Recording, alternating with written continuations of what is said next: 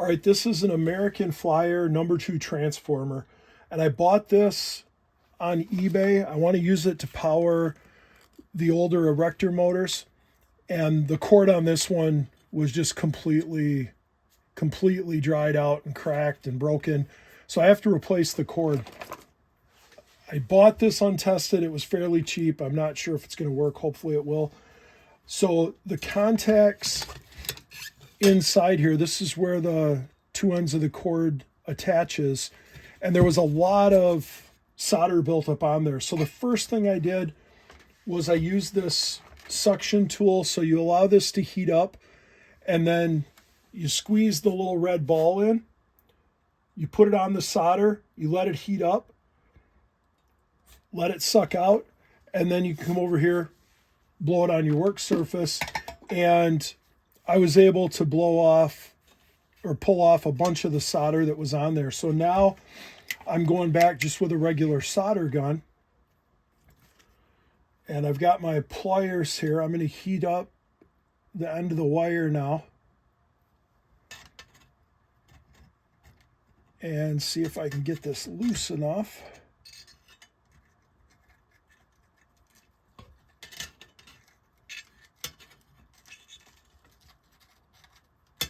There. So now I have the holes exposed on each end of the contact on the transformer, so I can go ahead and wire the new cord on. And I've got a few different choices of cords here. I want to use something that is similar in diameter to what was there. So this one is brown instead of black, but I think it's going to work just fine.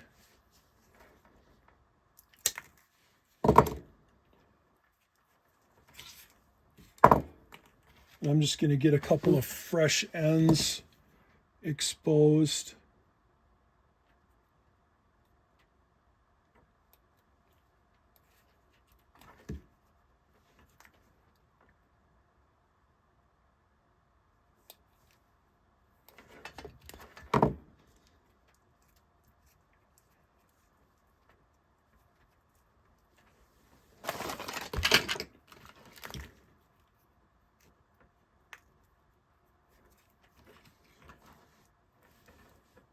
Yeah, that's the same gauge wire.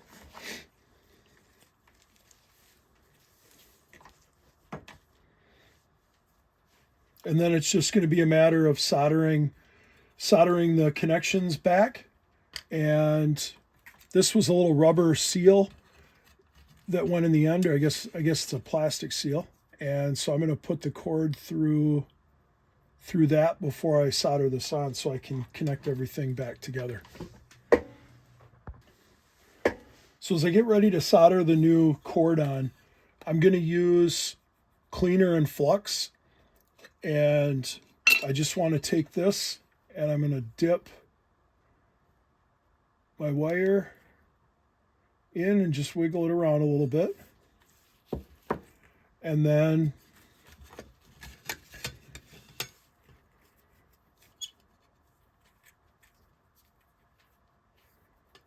the way the cord was soldered on, these came up from the underside here.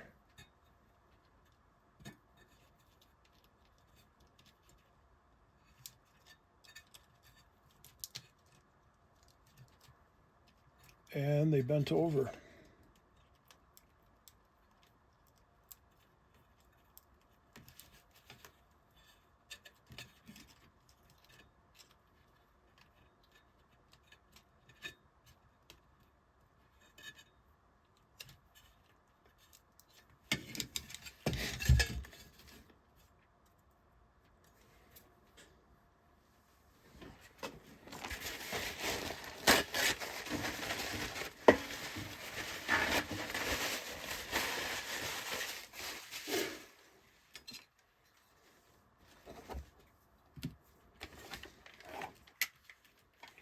Now I want to heat up the wire.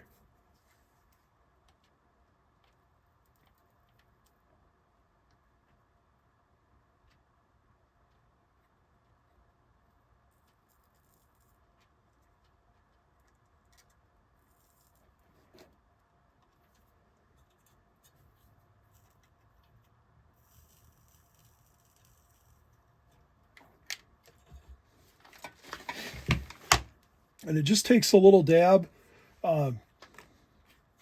Very, very easy to do. You'll find if you don't use the flux with the cleaner, you will have a harder time getting the solder to stick. But now I've got the cord back in place. I did slip my little holder over, so this goes back down in here. And then I can go ahead and put the case back together and give this a try. All right, I've got my tester out. Let me see if I think if I put a screwdriver handle underneath there, might be able to see the readout a little better. So on this transformer, if we turn the power all the way up and we touch the two outer contacts on the back, that gives us a full 15 volts. So I'm actually getting about 16.5 volts right there. Now that's of course with no load on it. And then the two here, the inner and the outer, when we touch those, I'll see if I can hold them with one hand here and turn the knob with the other. So then that gives us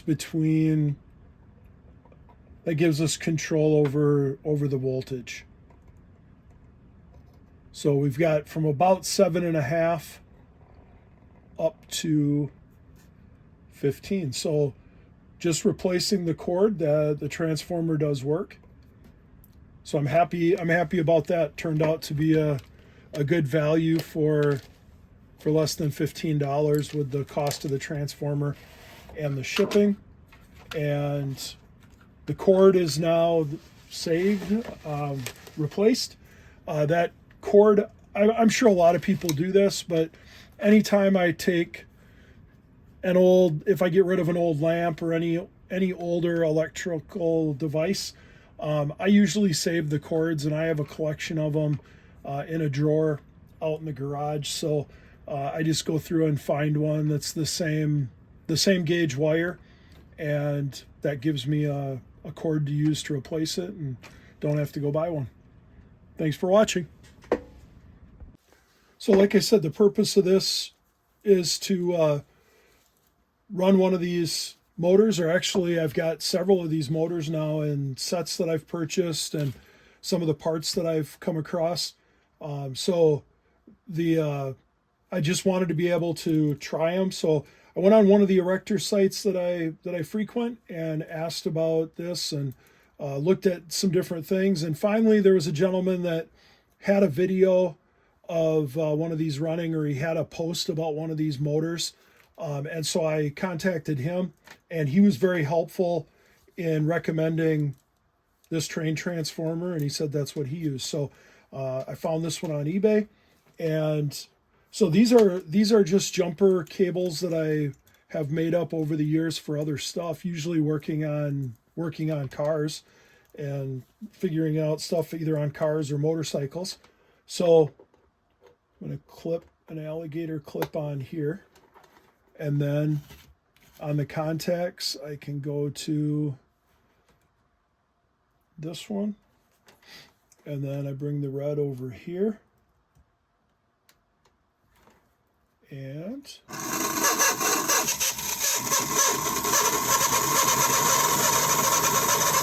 that motor is working great.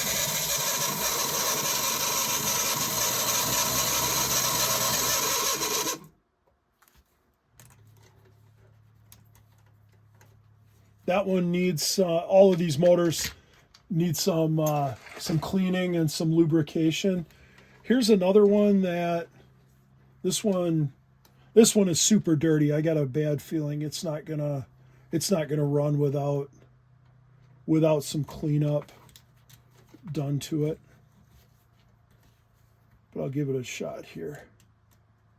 And then I got one more up on the desk that I see.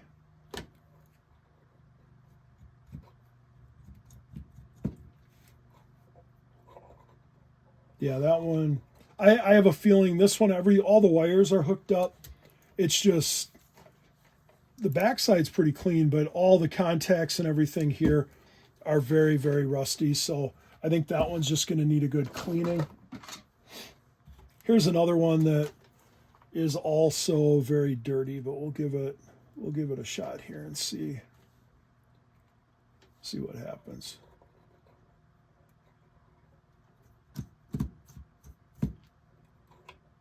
Yeah, that one's not going to work either. So I have not tried a restoration or a cleanup on one of these motors yet. So I will do that as a video project on one of these.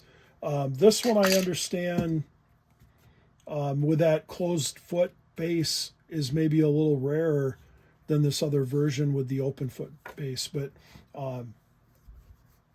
I'll figure that out. But this one obviously has been either super well taken care of, but I think it's been cleaned up. When you look at the side base plates, you can see marks on it where I think somebody has cleaned it, and definitely the wires here have been replaced. So I'll do that same thing with one of these others and show that in a video, how to clean one up and get it working. Thanks for watching.